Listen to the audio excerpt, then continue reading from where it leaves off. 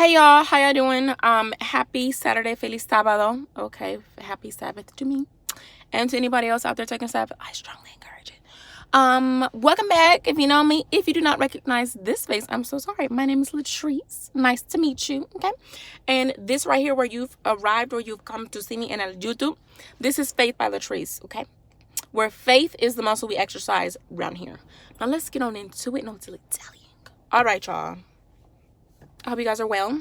I actually got some rest yesterday and today. Took me a good old nap today. Had me some good food. I'm just, whatever. Okay, don't you see the skin glowing? Come on, Jesus. All right, focus. The topic for today, la tema de hoy va a ser, empty it out. Empty it out. Oh my goodness. And what is the it I'm referring to that I'm talking about? Your heart, your corazón, okay? Now, whew, Jesus.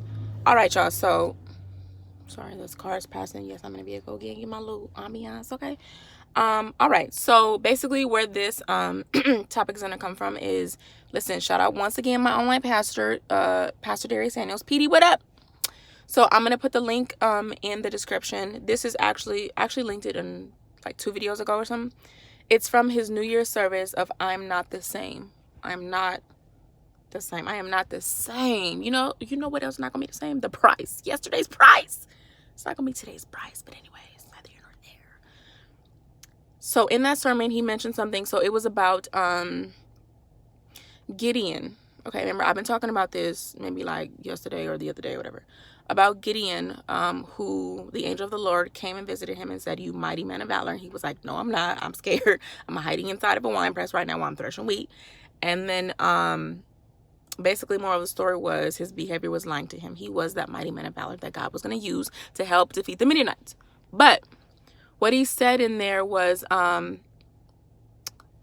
basically Gideon was very, very honest with God. Because with all that was happening, I believe in one of the verses, I'm about to look it up, okay? That he basically was saying to God, like, if you're so good, why do these Midianites keep defeating us? Why do they keep taking all of our harvest and all our profits every year? Like, if you're so good, why is this happening to me, right?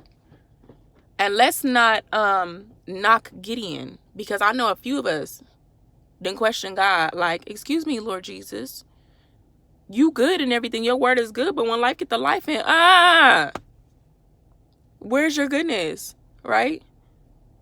But we talked about this. God said, "My goodness is shown in the way that I made you." But beside the point, once again, focus.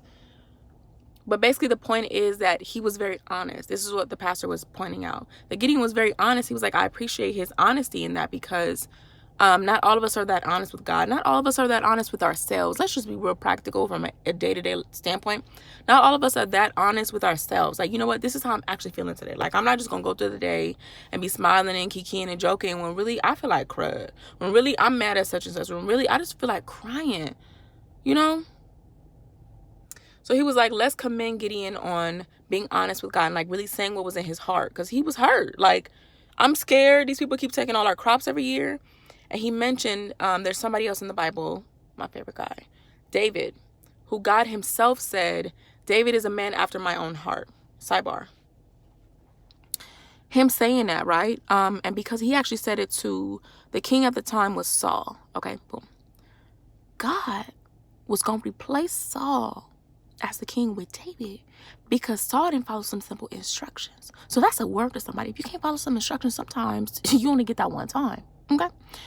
So anyway, God said that David was a man after his own heart, right? What does that mean? Basically, like in a very short way of saying it, he was basically all in with God. God was like, this man is all about me. He's for me, right? And then I looked it up on the internet, because Jews.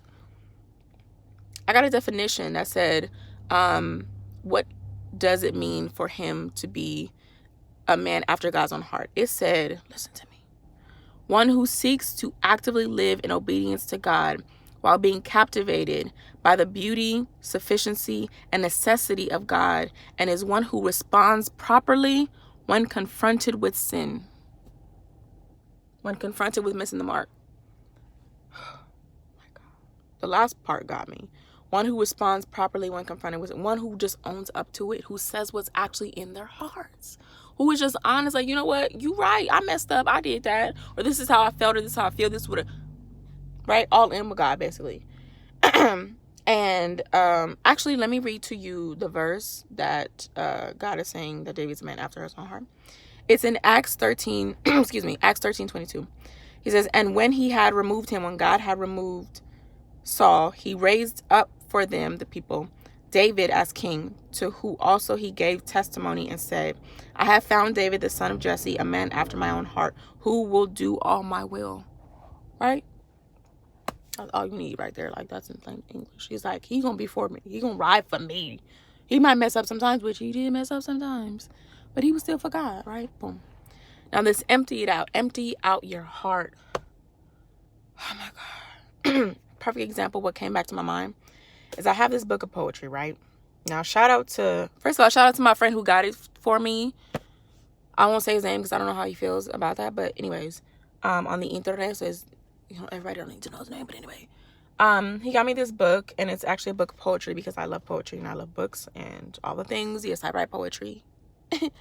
So this book is called For Thinkers and Feelers, Self-Love Poetry by Melody Godfred, the self-love philosopher. Now, this is not the last one I read, but it's the second to last one I read. Okay, boom. So the left side is for thinkers. Left brain, right brain, right? Your left side of your brain is for thinkers. And the right side is your feeling, your emotion, your all of that stuff. Listen to what it says. It says, if you love someone, tell them. If you're mad at someone, tell them. If you miss someone, tell them. If you're hurt by someone, tell them. If you're thinking about someone, tell them. If you need a break from someone, tell them. If you're proud of someone, tell them. If you need someone, tell them. That right there is the very definition of emptying out your heart. Be honest. Be honest with yourself and with other people, because why? We don't know how long, we don't know how long we got. Like, on a very real note, we don't know when's our last day. So listen, live it up. First of all, do it right. Don't be reckless and willy-nilly out here. But, like, be honest with yourself. Be honest with other people, because you owe it to yourself. You owe it to, like, others.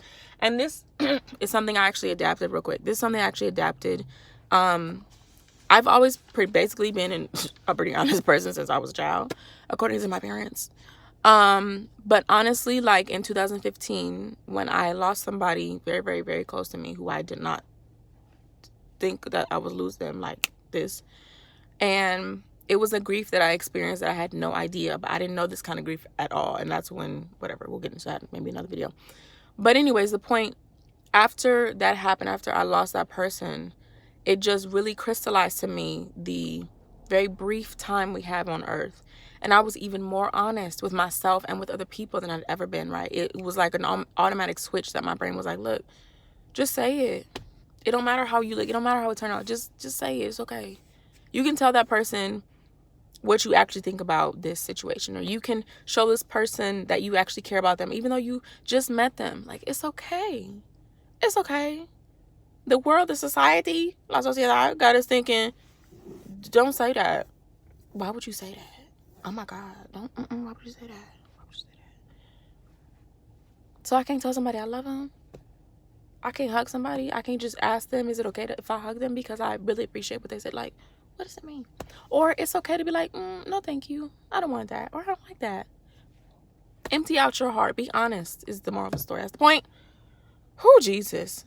And as we're emptying out our hearts, if nobody has told you today, yes, you, watching me right now, que me está viendo ahora mismo en la cámara, en your laptop, en your teléfono, celular, I love you. Yes, I love you, and I'm not scared to say it. I love you so much. Si nadie te ha dicho hoy que estoy hablando ahora en mi coche con las luces prendidas, I love you. Listen, I be life. But get what? We're going to prosper regardless. Bye, y'all.